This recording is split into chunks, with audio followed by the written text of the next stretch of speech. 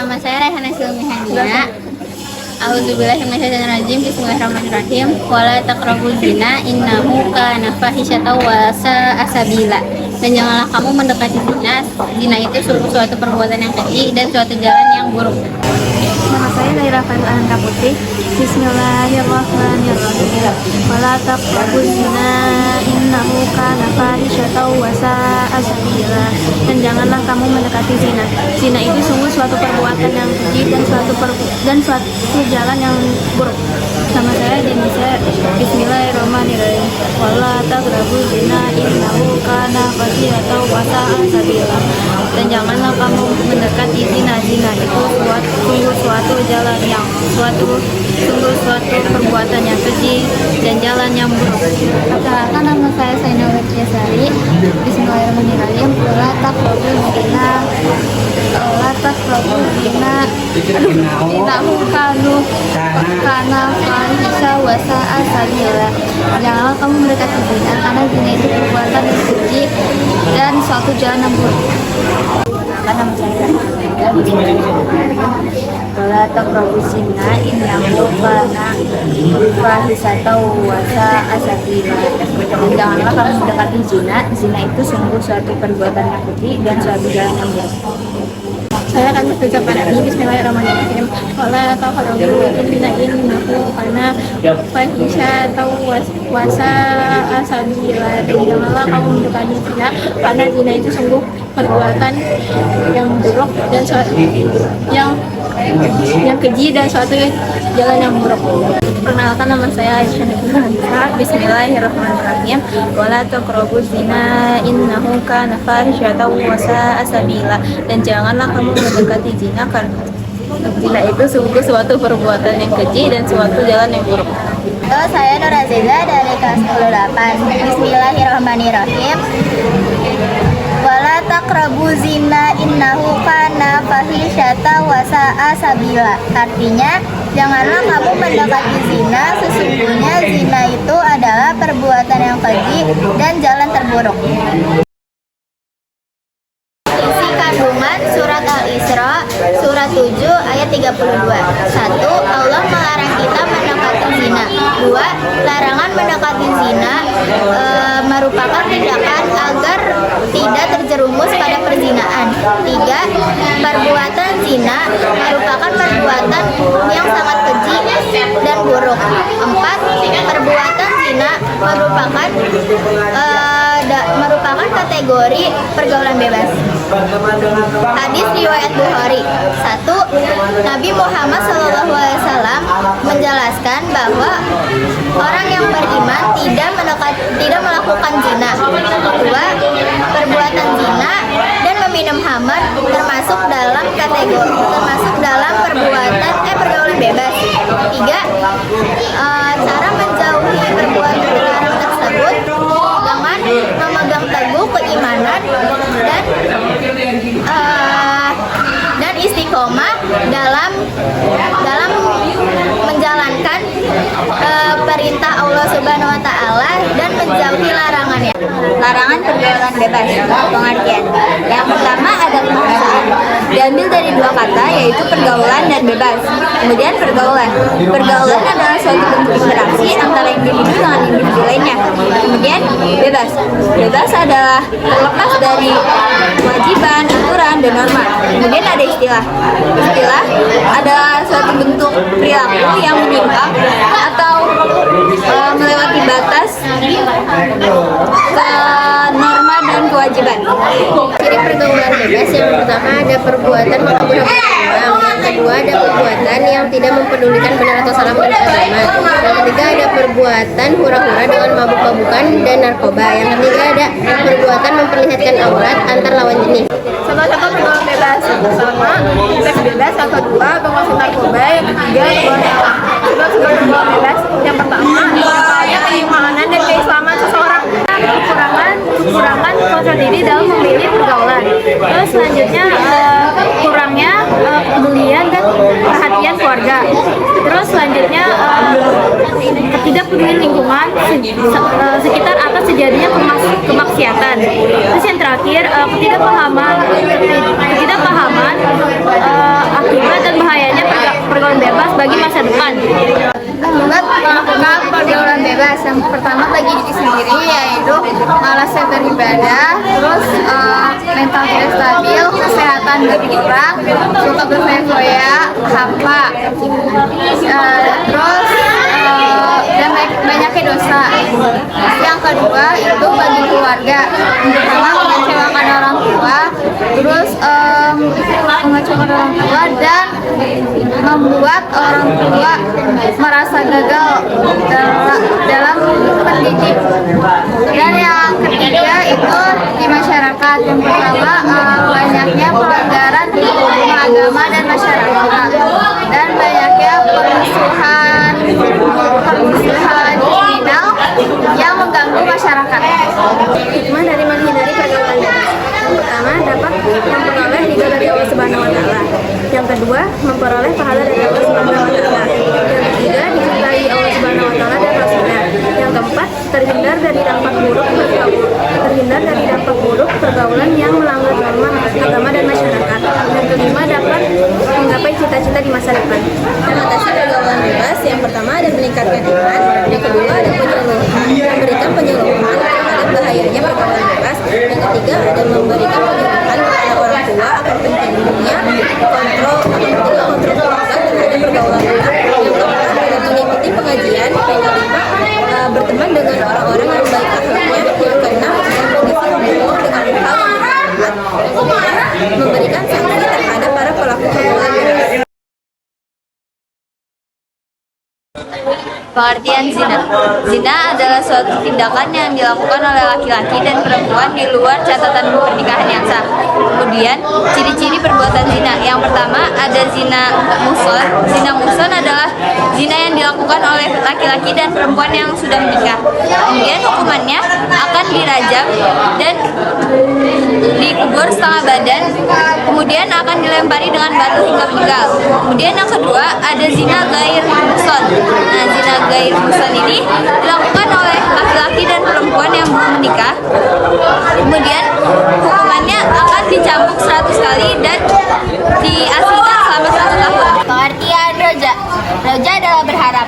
Berharap mendapatkan ridho dan rahmat dari Allah Subhanahu wa Ta'ala dalam segala aktivitas baik yang berhubungan dengan Allah Subhanahu wa Ta'ala. Kemudian, sikap roja harus didasari dengan niat ikhlas agar bernilai amal saleh sehingga menumbuhkan rasa senang, gembira, dan tentram. Pengertian zina. Zina adalah hubungan antara laki-laki dan perempuan di luar catatan pernikahan yang sah. Selanjutnya ada ciri-ciri zina. Yang pertama adalah zina muhsan. Zina muhsan adalah zina yang dilakukan oleh laki-laki atau perempuan yang sudah menikah. Hukumannya adalah dirajam dengan mengubur setengah badan dan melempar batu hingga meninggal.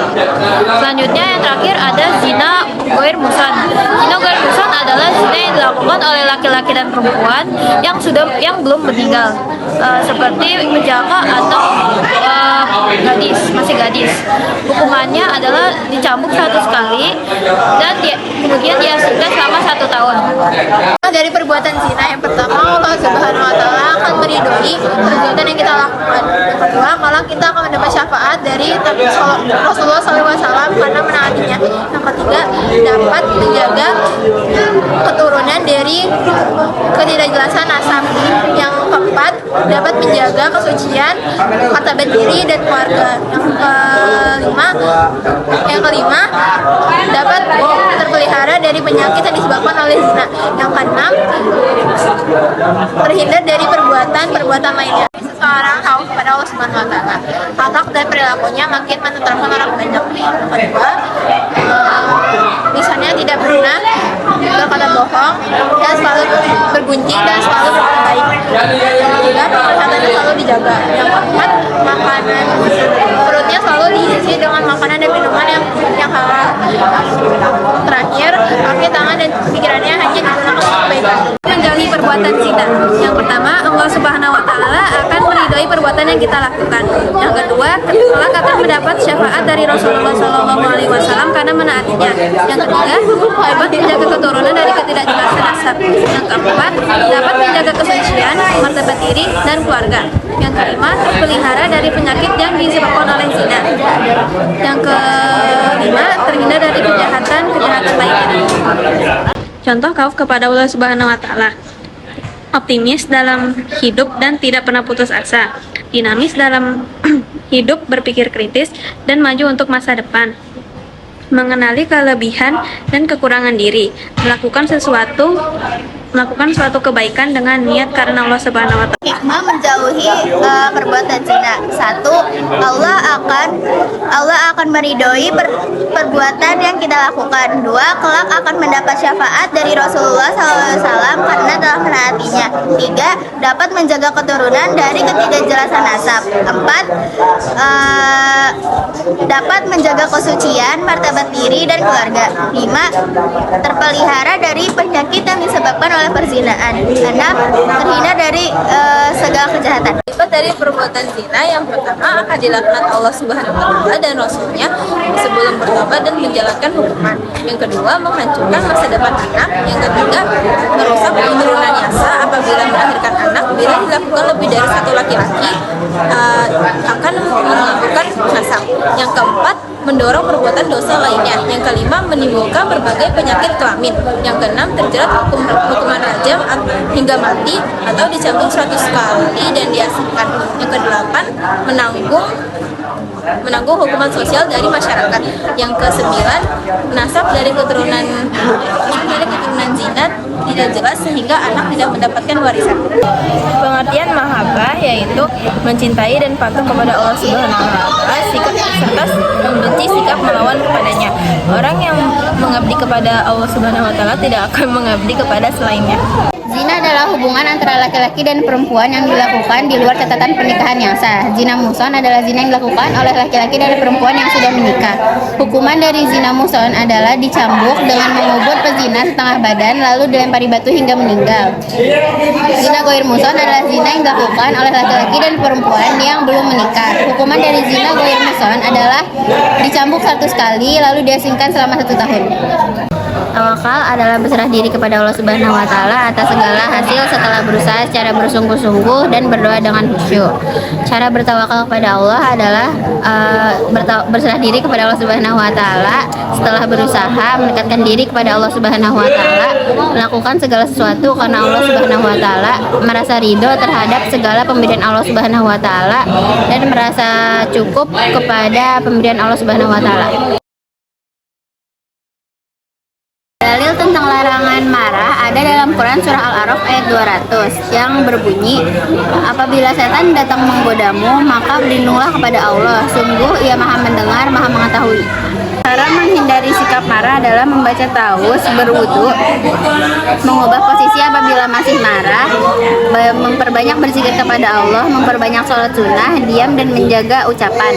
Manfaat menghindari sikap marah adalah dapat menumbuhkan kekuatan jiwa dan berpikir jernih, dapat menjadi orang yang kuat, tidak merugikan orang lain dan lingkungan sekitar, mendapatkan surga dari Allah Subhanahu wa taala. Cara menghadapi sikap marah.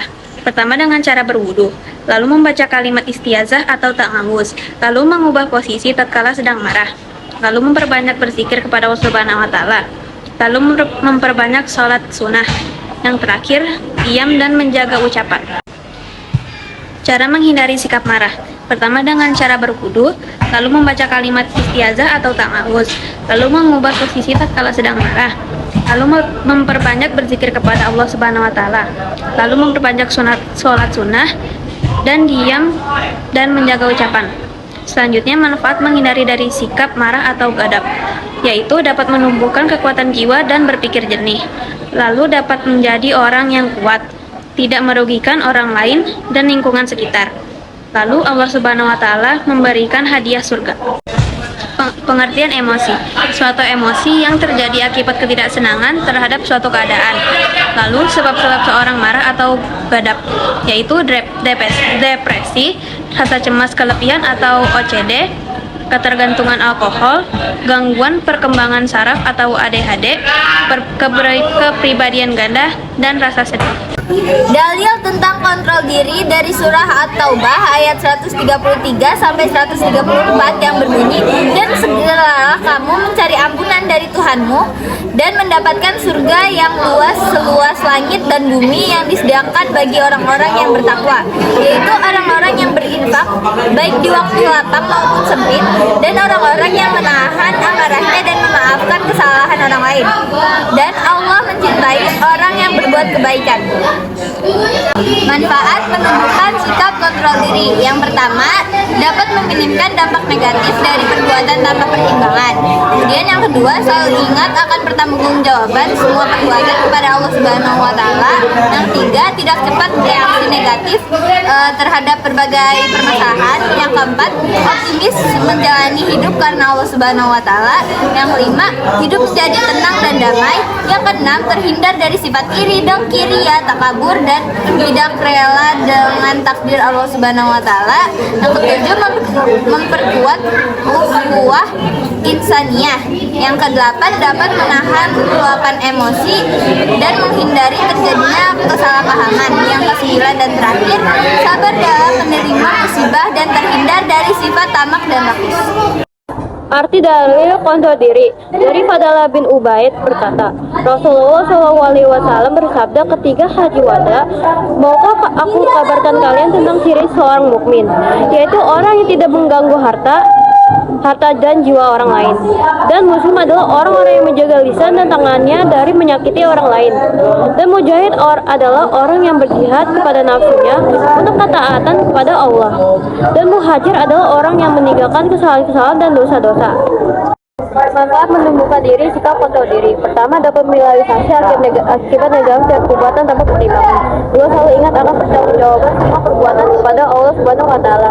Tiga, tidak cepat bereaksi negatif terhadap berbagai permasalahan. Empat, optimis menjalani hidup karena Allah Subhanahu wa taala. Lima, hidup menjadi tenang dan damai. Enam, terhindar dari sifat iri, dengki, ria, takabur, dan tidak rela dengan takdir Allah Subhanahu wa taala. Tujuh, memperkuat ukhuwah insaniyah. Delapan, dapat menahan yang menghindari dari kesalahpahaman. Terakhir, selalu sabar dalam menerima musibah dan dari sifat tamak dan rakus. Pengertian kontrol diri. Dalam Islam, kontrol diri disebut mujahadah an-nafs, kemampuan seseorang untuk mengendalikan diri, hati, pikiran, jiwa, dan raganya dari pengaruh negatif agar tidak menghasilkan perilaku yang merugikan. Aspek-aspek kontrol diri perilaku, kontrol diri kognitif, kontrol dalam mengambil keputusan. Manfaat dalam memiliki sikap berani membela diri. Yang pertama, menumbuhkan perilaku terpilih seperti tangguh dalam menghadapi masalah. Yang kedua, tidak mudah marah dan menjadi pribadi yang tenang dan produktif. Yang ketiga, berani dalam menegakkan kebenaran. Yang keempat, kejahatan di lingkungan masyarakat berkurang. Yang kelima, meningkatkan keamanan dan ketentraman lingkungan. Yang keenam, mendapat pahala dari Allah Subhanahu wa taala. Dalil tentang kontrol diri. Dari Fadalah bin Ubaid berkata, Rasulullah SAW bersabda ketika haji wada, maukah aku kabarkan kepada kalian tentang ciri seorang mukmin, yaitu orang yang tidak mengganggu jiwa dan harta orang lain. Dan muslim adalah orang-orang yang dapat menjaga lisan dan tangannya untuk menyakiti orang lain. Dan mujahid adalah orang yang berjihad terhadap nafsunya untuk ketaatan kepada Allah. Dan mujahir adalah orang yang meninggalkan kesalahan-kesalahan dan dosa-dosa. Pengertian kontrol diri. Dalam Islam, kontrol diri disebut mujahadah an-nafs. 2. Kemampuan seseorang untuk mengendalikan diri, hati, jiwa dan pikirannya, raga dan pikirannya, dan dari pengaruh negatif agar tidak menghasilkan perilaku yang merugikan. Aspek-aspek kontrol diri. 1.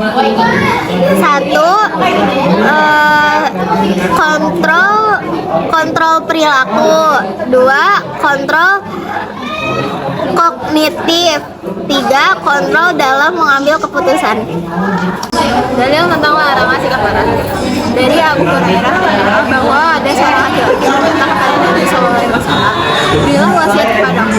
Sabda Nabi, janganlah engkau mudah marah. Maka diulanginya permintaan itu dengan beberapa kali. Sabda beliau, janganlah engkau marah. Hadis riwayat Bukhari. Kesimpulannya, sikap marah atau gadab adalah adalah bagian dari sikap dasar manusia, sehingga tidak ada satupun manusia yang terbebas dari sikap tersebut. Akan tetapi, Allah dan Rasul-Nya melarang manusia untuk bersikap marah dan menjauhi sikap itu.